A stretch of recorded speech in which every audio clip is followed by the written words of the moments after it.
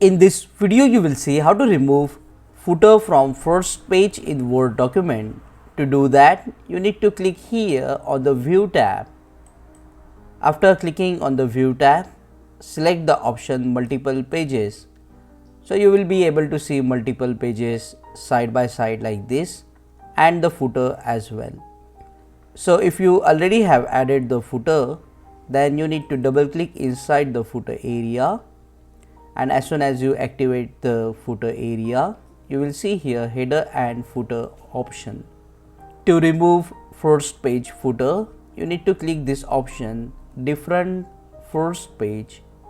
That means you can delete the footer from the first page like this, and once done, click on close header and footer.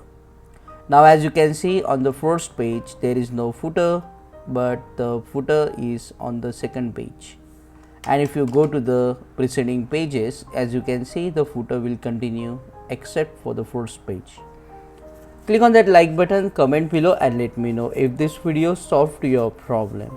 And if you want to learn more about footer in Microsoft Word, check out these useful videos shown on screen. See you again in the next one.